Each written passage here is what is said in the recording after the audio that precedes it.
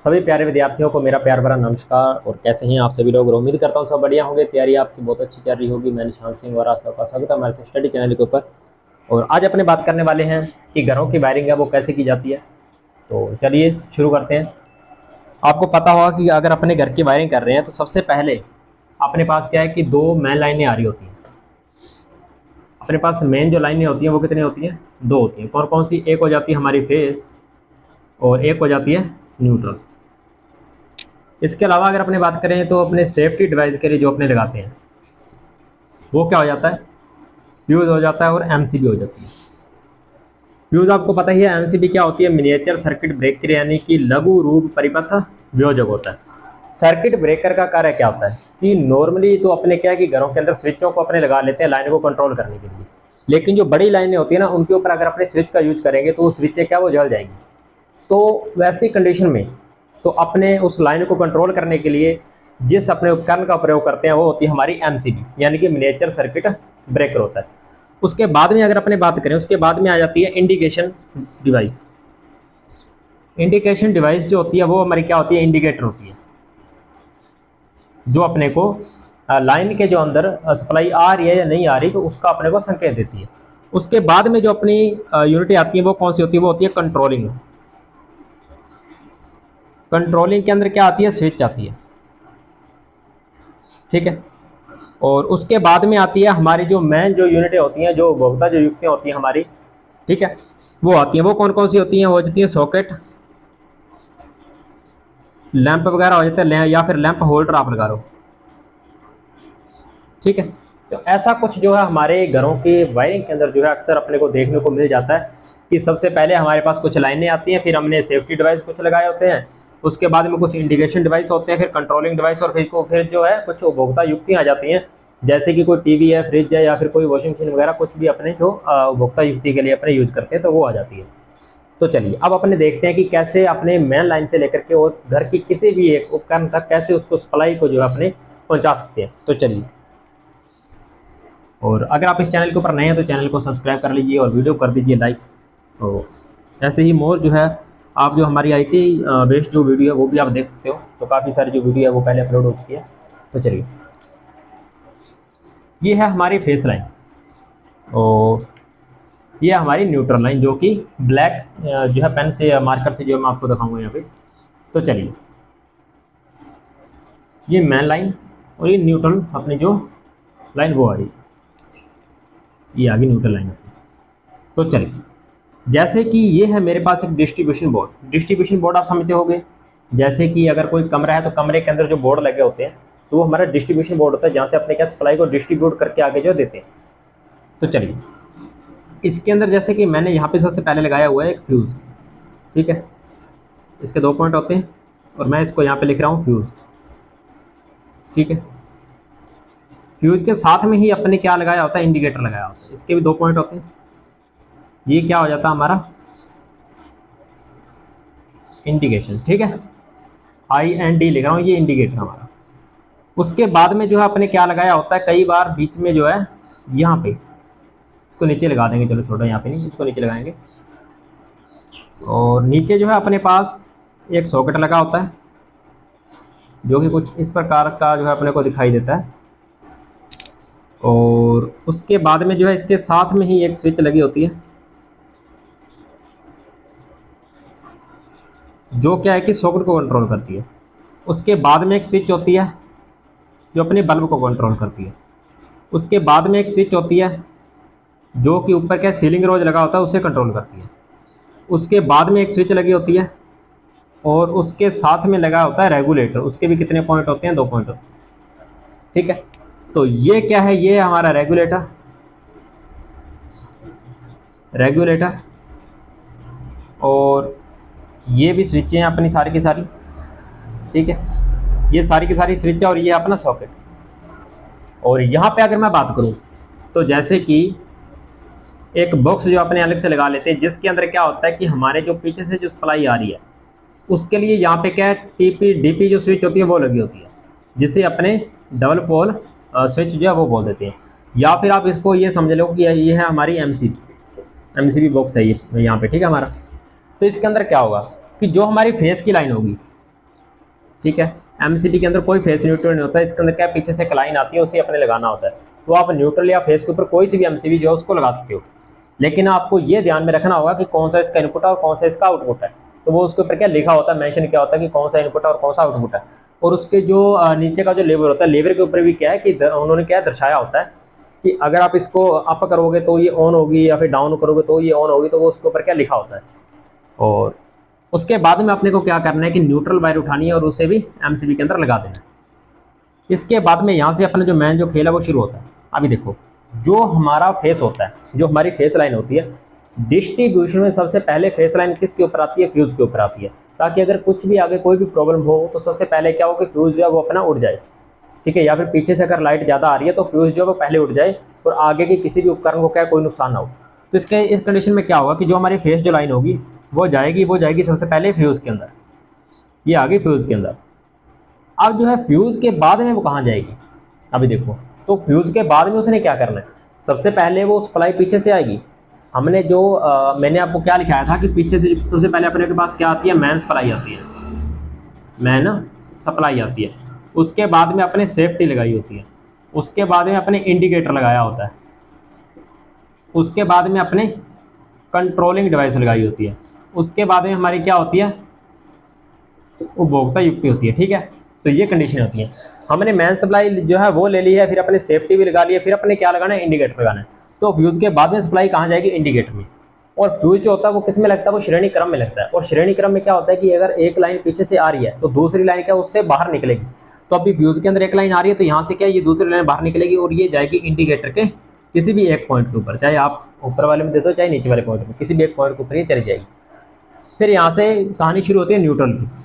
Indicator क्या होता है, इंडिकेटर जो होता है ना, इसके अंदर लगा होता है बल्ब। जो हमारा इंडिकेटर होता है, इंडिकेटर के अंदर क्या होता है, इंडिकेटर के अंदर होता है लैंप। और जो हमारा लैंप होता है ये परिपथ के अंदर किस क्रम में लगता है, ये लगता है पैरेलल में, जिसे अपने बोलते हैं समानांतर। इसको समांतर भी लिख देते हैं या समानांतर भी लिख देते हैं। ठीक है, तो ये समांतर क्रम में ये जो है अपने लगता है। और समांतर क्रम में क्या होता है कि उसके अंदर फेस और न्यूट्रल दोनों ही मिलते हैं उस उपकरण को। और श्रेणी में क्या होता है, उसमें अकेला फेस मिलता है। तो अभी इसके अंदर जो फ्यूज़ था हमारा, उसमें वो क्या श्रेणी क्रम में लगता है, तो उसमें क्या फेस आ गया था। और ये हमारा समांतर में लगेगा तो इसके अंदर क्या फेस और न्यूट्रल दोनों आएंगे। तो अभी इसके अंदर अपने फेस दे दिया है, तो अब इसके अंदर क्या आएगा, न्यूट्रल आएगा। तो वो कहाँ से आएगा, वो अपने उठाएंगे एमसीबी के पॉइंट से, और यहाँ से उठा करके जो इसका पॉइंट बचा होगा वहाँ पे इसको दे देंगे। अभी देखो, अभी अपने पास क्या है, इस बोर्ड तक क्या है, दो सप्लाई आ गई, कौन कौन सी, फेस और न्यूट्रल आ चुकी है। अभी अपने क्या करेंगे कि जो हमारी स्विचें होती हैं, स्विच के अंदर अपने क्या कंट्रोल करते हैं। अभी आप क्या, मेरे को एक बात बताओ कि जो हमारा परिपथ होता है उसके अंदर क्या होते हैं, फेस और न्यूट्रल दो चीज़ें होती हैं। अगर मैं न्यूट्रल को कंट्रोल करूँगा तो क्या होगा, और फेस को अगर मैं कंट्रोल करूँगा तो क्या होगा। इससे पहले भी मैंने अपनी क्या एक वीडियो के अंदर आपको बताया हुआ है कि अपने को हमेशा ही क्या कंट्रोल करना चाहिए, फेस को कंट्रोल करना चाहिए। क्यों, क्योंकि जो फेस होता है ना उसके अंदर सप्लाई होती है, और जो हमारा जो न्यूट्रल जो पॉइंट होता है वो क्या होता है, वो होता है सिर्फ सप्लाई को जो है बाहर निकलने के लिए रास्ता देता है वो। ठीक है, मतलब कि सप्लाई को बाईपास करने का रास्ता देता है। लेकिन जो हमारा फेस होगा वो क्या करेगा, वो सप्लाई को, वो जो उपकरण होगा उसको चलाएगा। तो अभी देखो, अभी जैसे कि सपोज करो यहाँ पे मैंने एक बैटरी लगाई हुई है जिसके ऊपर क्या है, ये प्लस है और ये माइनस है। यहाँ पे मैंने एक बल्ब लगाया हुआ है, मैंने इसको क्या है इस प्रकार से जोड़ा हुआ है। अगर मैं स्विच को लगाता हूँ फेस के ऊपर, अगर मैं स्विच को लगाता हूँ फेस के ऊपर, अगर मैंने यहाँ से इस स्विच को कर दिया ओपन, ठीक है, तो क्या होगा कि फेस हमारा कट गया, जहाँ से इलेक्ट्रिसिटी जानी थी वो रास्ता क्या हो गया, बंद हो गया। तो आगे करंट नहीं जाएगा, मतलब बल्ब तक करंट नहीं जाएगा। अगर मैं बल्ब के किसी भी सिरे के ऊपर अगर मैं हाथ लगाऊंगा तो करंट यहाँ पे नहीं आएगा। और अगर मैं यही स्विच फेस में लगाने की बजाय लगा देता हूँ न्यूट्रल के अंदर, तो क्या होगा, अगर चाहे मैं इसको ओपन भी कर दूँ, ठीक है, चाहे मैं इस स्विच को क्या है यहाँ पे जिसकी जो वायर है वो भी चाहे मैं उसके अंदर से निकाल दूँ, तो भी क्या होगा कि फेस जो है जिसके अंदर जो करंट है, करंट कहाँ जाएगा, बल्ब के ऊपर जाएगा। ठीक है, हाँ ये बात है कि उसको बाहर निकलने के लिए रास्ता नहीं होगा, तो ये अच्छी तरह से जलेगा नहीं, लेकिन इसके अंदर क्या थोड़ी बहुत लाइट होगी। और जैसे मैं इसके किसी भी कॉन्टैक्ट के ऊपर हाथ लगाऊंगा तो ये मेरे को क्या देगा, झटका देगा। क्यों, क्योंकि मेरे अंदर से जो है वो अर्थिंग होगी, अर्थिंग के थ्रू इसको न्यूट्रल मिल जाएगा। और उस कंडीशन में क्या होगा कि ये मेरे को झटका देगा। और अगर मैंने यही स्विच को अगर मैंने फेस के ऊपर लगाया होता तो शायद मेरे को झटका नहीं लगता। तो ये कंडीशन होती है, हमेशा फेस को क्यों कंट्रोल जो है करना चाहिए। आपने देखा होगा कि जो हमारी ट्रेड होती है इलेक्ट्रिशियन, उसके अंदर ये पढ़ाया जाता है कि अगर आप मेन लाइन में से किसी एक वायर को हाथ लगाते हो तो उसके अंदर क्या करंट नहीं आता, लेकिन अगर आप घर में कई बार क्या होता है किसी एक वायर को भी छूते हो तो आपको करंट आ जाता है। क्यों आता है? क्योंकि वहाँ पे न्यूट्रल जो है वो कंट्रोल होता है, ठीक है। तो अगर न्यूट्रल कंट्रोल होगा तो अपने को करंट देगा, और अगर फेस कंट्रोल होगा तो अगर स्विच पीछे से बंद है तो अपने को करंट नहीं आने वाला। तो चलिए अब अपने बात करते हैं। मैंने आपको बताया था कि स्विच से हमें क्या कंट्रोल करना चाहिए, फेस को कंट्रोल करना चाहिए। और अगर अपने फेस को कंट्रोल करना है तो जितनी स्विच हैं, स्विच सभी के अंदर फेस को जो है वो कंट्रोल होगा। तो अभी अगर मैंने स्विचों को एक साथ लगाया हुआ है तो मैं क्या कर सकता हूँ कि इन सभी स्विचों के अंदर जो मैं फेस को कॉमन कर सकता हूँ। मैं सबसे पहले क्या करूँगा, इन सभी स्विच के अंदर फेस को कॉमन कर लूँगा। ये लीजिए, ये मेरा इंडिकेटर है तो मैं इसको अलग छोड़ रहा हूँ। तो अभी मैं क्या करूँगा, अभी मेरे को यहाँ पे फेस देना है। अभी मेरा फेस है कहाँ पे? इंडिकेटर के ऊपर। तो अभी मैं यहाँ से इस फेस को उठाऊँगा और स्विच के अंदर कॉमन कर दूंगा। अभी मैंने यहाँ जोड़ दिया, मतलब सभी स्विच के अंदर कॉमन हो गया। और जो हमारा इंडिकेटर होता है, सॉरी इंडिकेटर क्या, ये हमारा जो सॉकेट होता है, तो सॉकेट के अंदर क्या होता है कि अपने कोई भी प्लग होता है उसे अपने जो हमारा प्लग होता है उसे सॉकेट के अंदर अपने लगाते हैं। लेकिन उससे क्या होता है कि जो कोई भी डिवाइस चलती है, फिर वो चाहे बल्ब हो, चाहे पंखा हो, चाहे कोई भी मोटर हो, चाहे कुछ भी हो, चाहे फ्रिज हो, चाहे एसी हो, ठीक है, तो वो क्या होगा, वो दोनों सप्लाई के ऊपर चलेगा, फेस और न्यूट्रल। तो अगर मैं यहाँ से इसको अकेला फेस दे दूंगा तो वो नहीं चलेगा। तो मेरे को क्या, सॉकेट के ऊपर फेस और न्यूट्रल दोनों देने पड़ेंगे। तो मैं इसको फेस कहाँ से दूंगा? फेस तो मैं दूंगा स्विच से, क्योंकि मैंने स्विच से फेस को कंट्रोल कर रहा हूँ मैं यहाँ पे। और अगर मैं ऐसे स्विच के ऊपर जो फेस आ रहा है, अगर मैं उस फेस को सॉकेट के ऊपर डाल दूंगा तो मतलब क्या होगा कि जो सॉकेट के ऊपर जो फेस जा रहा होगा वो स्विच के थ्रू जा रहा होगा।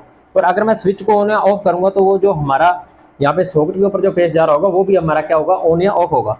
तो अभी मैं क्या करूँगा कि स्विच का जो फेस होगा ना, उसे मैं यहाँ पे इसके ऊपर ऐसे करके मिला दूंगा। अब इसको क्या चाहिए? इसको चाहिए न्यूट्रल, और इसको न्यूट्रल पॉइंट है जो वो कहाँ से मिलेगा? वो मिलेगा इंडिकेटर से। तो मैं अभी इसको यहाँ से उठाऊंगा और इसको ऐसे करके और कॉमन कर दूंगा। ये लीजिए, ये हो गया हमारा कॉमन। अभी ये हमारी स्विच और जो सॉकेट है ये क्या हो गए, दोनों ही सप्लाई के ऊपर ऑन हो गए। अब बात आती है हमारे इंडिकेटर और उसके सॉरी रेगुलेटर की। तो अभी रेगुलेटर क्या करेगा, ये जो पास वाली स्विच है ना, ये किसको कंट्रोल करेगी? पंखे को कंट्रोल करेगी। और रेगुलेटर क्या करेगा? पंखे की स्पीड को कम ज़्यादा करेगा। इसका मतलब हो क्या रहा है इसके अंदर? देखो, जो होती है ना स्विच, ये क्या करती है, ये फेस को करती है कंट्रोल, फेस को कंट्रोल करती है। कैसे कंट्रोल? ये उसको ऑन करेगी और उसको ऑफ करेगी। और जो हम आता है, जो हमारा होता है रेगुलेटर, और जो हमारा रेगुलेटर होता है ये क्या करता है, ये करता है वोल्टेज को कम व ज़्यादा, मतलब ज़्यादा नहीं करता, उसको कम करता है, ठीक है। तो रेगुलेटर क्या करता है, ये फेस लाइन के अंदर वोल्टेज को कम और बढ़ाने का कार्य करता है। बढ़ाता नहीं है, लेकिन जितनी होती है ना, मतलब जैसे 100 है तो 100 से उसको कम कर देगा, और अगर 100 से कम है तो उसको फिर से 100 करने की ये कोशिश को कर देगा। और अगर हमारा जो स्विच होता है, स्विच क्या करता है, ये सीधा 0 to 100 करता है। अगर 0 कर दिया तो मतलब बंद हो गया, और 100 कर दिया तो मतलब चालू हो गया, ठीक है। तो रेगुलेटर के अंदर एक्चुअल में होता क्या है, इसके अंदर एक कॉइल होती है जो हमारी फेस के साथ में जुड़ी होती है, और यहाँ पे हमारा एक पॉइंट होता है जो होता है कि हमारा न्यूट्रल पॉइंट। अभी मैं न्यूट्रल पॉइंट को जिस पॉइंट के ऊपर लगाऊंगा तो सप्लाई क्या करेगी, सप्लाई जैसे कि अगर मैं इस पॉइंट को, न्यूट्रल को यहाँ पे लगा रहा हूँ तो फेस यहाँ से आया और न्यूट्रल से निकल गया, मतलब वाइंडिंग कितनी चली, इतनी चली। तो अभी यहाँ पे अगर इतनी वाइंडिंग चल रही है तो इसका मतलब क्या है कि प्रतिरोध जो है वो कम है, क्योंकि सारी वाइंडिंग का प्रतिरोध क्या होगा, ज़्यादा होगा। और अगर ये कम चल रही है तो इसका मतलब क्या होगा, कम प्रतिरोध है। तो यहाँ पे स्पीड जो होगी वो क्या होगी, स्पीड होगी ज़्यादा, ठीक है। और जैसे मैं इसको यहाँ से हटा करके और यहाँ पे लगा दूंगा तो अभी क्या होगा कि अभी जो सप्लाई है ना वो यहाँ से आकर के यहाँ से बाहर निकलेगी, मतलब वाइंडिंग कितनी चल गई, इतनी चल गई। अब ये वाइंडिंग क्या होगी, बढ़ गई, तो प्रतिरोध भी क्या होगा, बढ़ गया। तो यहाँ पे स्पीड जो होगी वो क्या होगी, कम हो जाएगी। उसके बाद में अगर मैं इसको यहाँ पे लगा दूंगा सीधा, तो यहाँ पे क्या होगा, यहाँ पे वाइंडिंग और बढ़ जाएगी, प्रतिरोध और बढ़ जाएगा, और स्पीड उसकी और कम हो जाएगी, ठीक है। तो ये इस प्रकार से क्या जो हमारा रेगुलेटर होता है वो कुछ कार्य करता है। तो चलिए अब अपने बात करते हैं उसके आगे क्या करना है। मैंने स्विच से कंट्रोल किया पंखे को, पंखे की जो स्विच होगी ना वो मैं दूंगा सीधा रेगुलेटर में, क्योंकि रेगुलेटर ही जो उसको कंट्रोल करेगा। और यहाँ से जो इसकी लाइट है ना वो निकल जाएगी, किसकी, पंखे की। अभी देखो, अब अपने को लगाने हैं यहाँ पे उपकरण।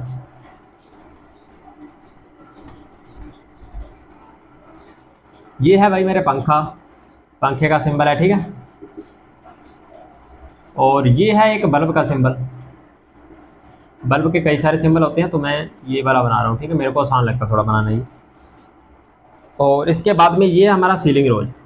अब जिनको नहीं पता सीलिंग रोज क्या होता है, तो सीलिंग रोज होता है, कई बार क्या होता है कि पॉइंट छोटा होता है, ठीक है। पॉइंट कैसे छोटा होता है आपने देखा होगा, कई बार तो लैंप लगा होता है, कई बार लैंप नहीं होता, उसके ऊपर एक डिब्बी से लगी होती है, उसको ढका होता है। तो उसके अंदर क्या होता है कि अगर अपने को कभी सप्लाई चाहिए तो अपने वहाँ से क्या वायर से सप्लाई को उठा सकते हैं। तो वो सिर्फ एक पॉइंट छोटा होता है, उसे अपने सीलिंग रोज बोल देते हैं। उसके ऊपर आप लैंप जो है लैंप होल्डर लगा सकते हो, या फिर आप जो है सप्लाई पंखे वगैरह के लिए वहाँ से सप्लाई ले सकते हो, ठीक है। तो वो एक पॉइंट होता है जहाँ पे अपने को फेस और न्यूट्रल दोनों दिए होते हैं। तो अभी पंखा जो होता है, पंखे के कितने टर्मिनल होते हैं? पंखे के टर्मिनल होते हैं दो। कौन कौन से? एक होता है फेस और एक होता है न्यूट्रल, क्योंकि ये दोनों सप्लाई के ऊपर चलता है। ऐसे ही लैंप में भी क्या होता है, लैंप में भी फेस और न्यूट्रल होते हैं। और जो सीलिंग रोज होता है उसके अंदर भी क्या होता है, एक न्यूट्रल होता है और एक फेस होता है, ठीक है। याद रहेगी ये बात। तो चलिए, अभी मैंने स्विच से कंट्रोल किया रेगुलेटर को। रेगुलेटर अभी क्या करेगा, रेगुलेटर कंट्रोल करेगा पंखे को। तो मैं अभी पंखे को फेस यहाँ से इसको दे दूंगा। क्लियर बात। अभी ये मेरे पास बच गई दो स्विच। ये है सपोज करो मेरी लैंप की स्विच, तो मैं इसको यहाँ से उठाऊंगा, ठीक है, और मैं इसे सीधा जा करके जो है लैंप में दे दूंगा, ठीक है।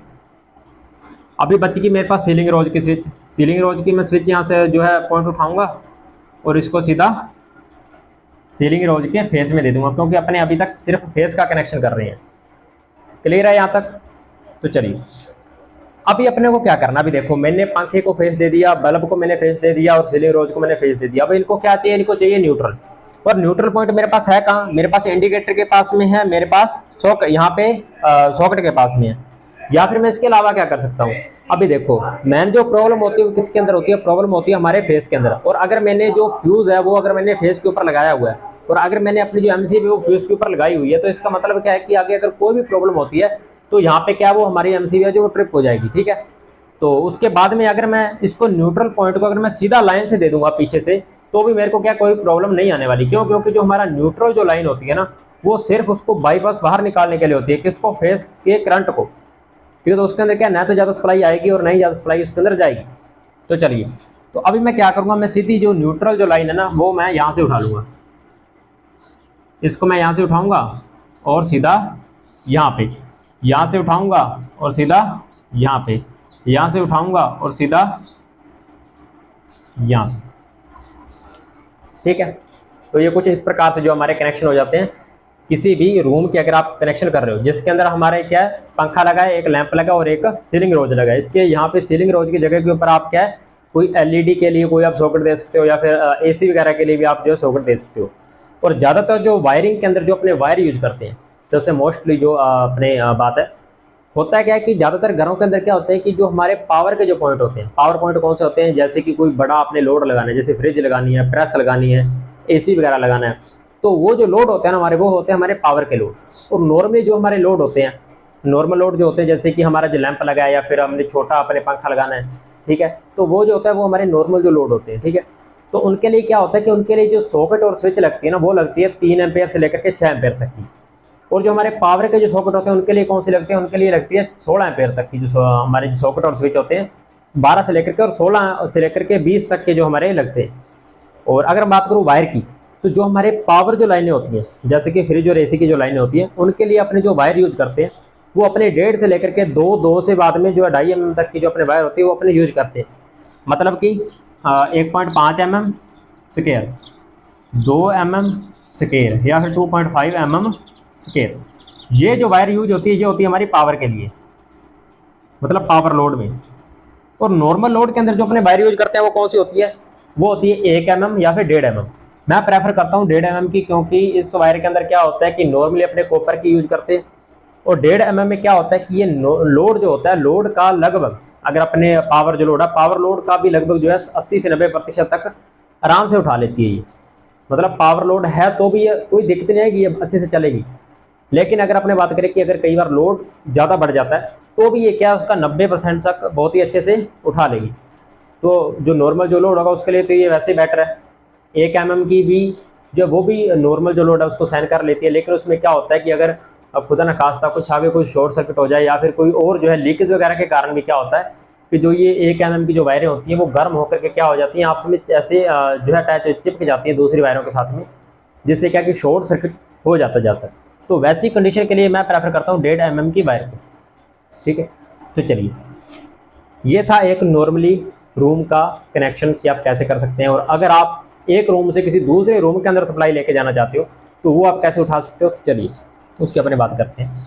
तो मैं एक बार क्या इसको साफ कर रहा हूँ।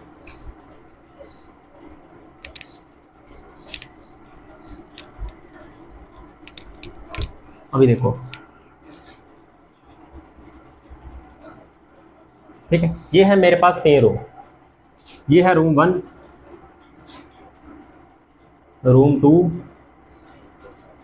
रूम 3। ये आ रही थी मेरे पास फेस और ये आ रही थी मेरे पास न्यूट्रल।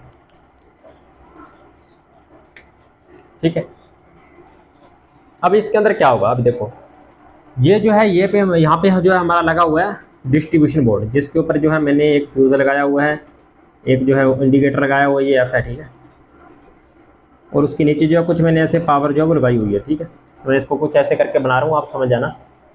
और उसके बाद में मैंने यहाँ पे भी एक डिस्ट्रीब्यूशन बोर्ड लगाया हुआ है, जिसके अंदर क्या है कि मेरे पास एक फ्यूज़ लगा हुआ है, एक इंडिकेटर लगा हुआ है, और उसके बाद में जो है कुछ नीचे डिस्ट्रीब्यूशन के लिए स्विच वगैरह सॉकेट वगैरह लगे हुए हैं। और सेम टू सेम ही मेरा क्या है तीसरे ऐसे रूम के अंदर भी है। ठीक है, ये है मेरा फ्यूज़, ये है मेरा इंडिकेटर, और यहाँ पे जो है मेरे कंट्रोलिंग के लिए स्विच और सॉकेट लगे हुए हैं।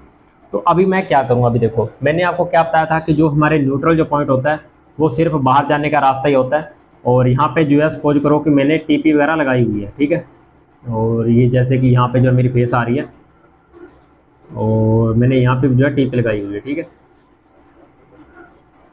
या फिर आप इसको एमसीबी बोल सकते हो, एमसीबी। तो अभी इसके अंदर क्या होगा कि न्यूट्रल जो मैंने आपको बताया था कि न्यूट्रल जो पॉइंट होता है वो लगभग कॉमन होता है सब जगह के ऊपर। तो आप क्या न्यूट्रल पॉइंट को किसी भी पॉइंट के ऊपर से आप उठा सकते हो। तो अभी मैं क्या करने वाला हूँ कि मेरे पास जैसे कि यहाँ पे जो न्यूट्रल आया, तो अभी न्यूट्रल को मैं इस बोर्ड के अंदर भी दूंगा, तो मैं इसको क्या यहाँ से उठा लूँगा सीधा, और ये आ जाएगा मेरे दूसरे कमरे के अंदर, फिर इस बोर्ड के अंदर चला जाएगा। फिर मैं इसको यहाँ से उठाऊँगा, फिर और ये तीसरे के अंदर जो है यहाँ तक चला जाएगा। और अगर मेरे को फेस उठाना है तो मैं फेस के लिए क्या करूँगा, सबसे पहली बात मैं फेस को भी क्या ऐसे उठा सकता हूँ। ठीक है, बहुत अच्छा रहेगा अगर मैं ऐसे भी करके उसको उठा लूँ। लेकिन ज़्यादातर इंजीनियर पता है क्या करते हैं, जो हमारे घरों के अंदर जो कनेक्शन जो ज़्यादातर करके जाते हैं वो क्या करते हैं कि वो सबसे पहले जो हमारा फेस होगा वो फेस को देंगे किसी एक डिस्ट्रीब्यूशन बोर्ड के अंदर, और उस बोर्ड से ही दूसरे पॉइंट को उठाएंगे, फिर दूसरे कमरे के अंदर, फिर इस बोर्ड से उठाएंगे तीसरे कमरे के अंदर। ये भी ठीक है, लेकिन इसके अंदर प्रॉब्लम क्या हो जाती है पता आपको, अगर इस बोर्ड के अंदर कोई प्रॉब्लम आ गई, ठीक है, फेस के अंदर अगर कोई प्रॉब्लम आ गई तो आपके क्या हो जाएंगे, ये 2 या 3 जितने भी हैं ये सारे के सारे बंद हो जाएंगे। ठीक है, तो बेटर क्या है, बेटर यही है कि आप यहाँ से 3 वायरें लेके चलो। जैसे यहाँ पे जो एक पॉइंट आएगा तो इस पॉइंट से आप एक वायर उठाओ, वो जाएगी इस बोर्ड के अंदर, फिर इस पॉइंट से आप तीसरी वायर को उठाओ और वो जाएगी तीसरे बोर्ड के अंदर।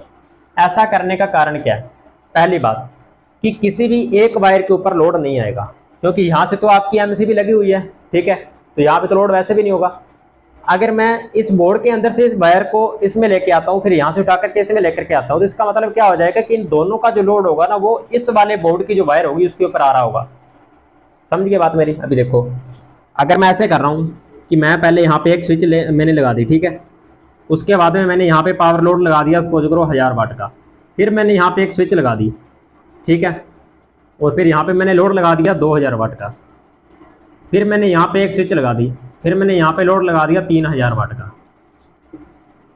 तो अब ये हो क्या रहा है, ये 1000 वाट का लोड है, 2000 वाट का और 3000 वाट का। अगर मैं 3000 वाट के लोड को ऑन कर रहा हूँ, ठीक है, तो इसका मतलब क्या है कि ये जो लोड है ना ये सीधा किसके ऊपर, डायरेक्ट किसके ऊपर जुड़ रहा है, इस स्विच के ऊपर आ रहा है। अगर मैं इसको भी ऑन कर रहा हूँ तो भी ये किसके ऊपर आ रहा है, इसके ऊपर। इसको ऑन कर रहा हूँ तो भी इसके ऊपर आ रहा है। और अगर मैं इन तीनों को एक साथ ऑन करता हूँ तो इन तीनों का लोड कौन संभाल रहा है, तो ये जो एक स्विच है ना ये संभाल रहा है। क्यों, क्योंकि ये 3000 का लोड इस स्विच के ऊपर है। अगर ये स्विच को मैं निकाल भी दूं या फिर मैं इसको अकेले को भी ऑन करूंगा तो इसके ऊपर कितना लोड होगा, सिर्फ 3000 होगा। अगर मैं इसको ऑन करता हूं तो कितना लोड होगा, 5000 लोड हो जाएगा। क्यों, क्योंकि ये भी लोड उठाएगा और ये भी लोड उठाएगा। अगर मैं इसको ऑन कर रहा हूं तो ये क्या करेगा, ये सारा का सारा लोड इसको क्या उठा के रखना पड़ेगा, जिसके कारण क्या होगा कि ये हीट हो जाएगा और बर्न भी हो सकता है, इसके शॉर्ट सर्किट भी हो सकता है, अपना जो भी आगे उपकरण लगा उसको जला भी सकता है। तो वैसी कंडीशन से बचने के लिए ही क्या अपने को क्या करना चाहिए कि मैन पावर सप्लाई के से क्या करना चाहिए कि एक अलग अलग पॉइंट निकाल लेने चाहिए, जो कि हमारे जितने भी रूम है उनके अंदर अच्छे से क्या है कि सप्लाई उनको मिल सके। आपको पता होगा कि समांतर क्रम के अंदर क्या होता है कि हमारे दो क्रम होते हैं, एक होता है श्रेणी और एक होता है समांतर। घरों की वायरिंग होती है हमारी समांतर क्रम के अंदर। समांतर क्रम एक्चुअल में क्यों अपने यूज करते हैं, क्योंकि इसके अंदर जो वोल्टेज होती है ना, वोल्टेज का मान क्या रहता है, बराबर रहता है, और कोई भी हमारा उपकरण होता है ना वो मेनली वोल्टेज के ऊपर ही कार्य करता है। ठीक है, श्रेणी में क्या होता है कि श्रेणी के अंदर अगर यहाँ पे जो 100 वोल्टेज मैं दे रहा हूँ किसी एक पॉइंट के ऊपर, उसके बाद में ये पॉइंट है ए, ये है पॉइंट बी और ये है पॉइंट सी, यहाँ पे एक डी भी लगा लो। यहाँ से जो सप्लाई आ रही है वो आ रही है 200 वोल्टेज, ए पॉइंट ले रहा है 50 वोल्टेज, ये ले रहा है 10 वोल्टेज, ये ले रहा है 30 वोल्टेज। तो इसमें क्या होगा, अगर सपोज करो इस वाले को चाहिए 40 वोल्टेज, तो इस कंडीशन के अंदर क्या होगा, 40 नहीं सॉरी 50 होगी, यहाँ पे 50 ही कर लो, इसको कर लो 60। सपोज करो इसको भी कितने चाहिए, 60 वोल्टेज चाहिए। तो अब इसके अंदर होगा क्या, यहाँ पे आ रही थी अपनी 200 वोल्टेज, तो 50 किसने ले ली, ए ने। अब इसके बाद में यहाँ कितनी बच गई, यहाँ बच गई 150 वोल्टेज, फिर ये भी 50 ले लेगा तो यहाँ कितनी बच गई 100 वोल्टेज, फिर ये भी 60 जो अपनी ले लेगा तो कितनी बच गई 40 वोल्टेज। तो इसका मतलब क्या है कि जो हमारा पॉइंट डी होगा ना उसके ऊपर कितनी वोल्टेज आएगी, सिर्फ ही 40 वोल्टेज आएगी, लेकिन उसको चाहिए कितनी, उसको चाहिए 100 वोल्टेज। तो उस कंडीशन में क्या होगा कि ये जो चलेगा लेकिन कम वोल्टेज होने के कारण क्या होगा, प्रॉपरली वर्क नहीं कर पाएगा। इसी कारण से अपने क्या करते हैं कि इसको समांतर क्रम में कर देते हैं, ताकि इसको भी 200 मिले, इसको भी 200 मिले, इसको भी 200, इसको भी क्या है 200, जितनी इसको चाहिए होगी ये अपने यूज कर लेगा और बाकी को आगे निकाल देगा। तो इसी कारण से क्या अपने समांतर जो वायरिंग होती है उसे अपने घरों के अंदर यूज करते हैं। तो चलिए, उम्मीद करता हूँ आपको अच्छे से समझ में आ गया होगा कि कैसे आप घर की जो वायरिंग कर सकते हैं। और नेक्स्ट जो वीडियो होगी उसके अंदर अपने बात करेंगे कि कैसे अपने सुरंग जो वायरिंग होती है या फिर गोदाम जो वायरिंग होती है। आपने देखा हो कि मूवीज़ के अंदर ज़्यादातर होता है कि जैसे जैसे ही एक ट्रेस से जाता है तो उसके अंदर क्या होता है कि पीछे से जो लैंप होते हैं वो हमारे ऑटोमेटिकली जो है ऑन होते रहते हैं, और जैसे ही वो आगे निकल जाते हैं तो पीछे के जो होते हैं वो हमारे बंद होते रहते हैं। तो उस कंडीशन में क्या होता है कि वो होती है हमारी गोदाम की वायरिंग। कि जो गोदाम के अंदर अगर आप जा रहे हो, गोदाम आपको पता हो कि काफ़ी सारे लंबे ऐसे वेयर हाउस होते हैं, तो उनके अंदर क्या होता है कि कोई भी लैंप वगैरह स्विच ऑन करने के लिए नहीं खड़ा होता। तो आप क्या करते हो, आप एक लैंप को ऑन कर देते हो, आप जैसे जैसे आगे चले जाते हो तो लैंप ऑटोमेटिकली ऑन होते हैं और ऑफ होते रहते हैं। ठीक है, तो चलिए कल अपने उसके बारे में बात करेंगे। तो मिलते हैं नेक्स्ट वीडियो के अंदर, और उम्मीद करता हूँ आपको बहुत अच्छे से समझ में आ गया होगा।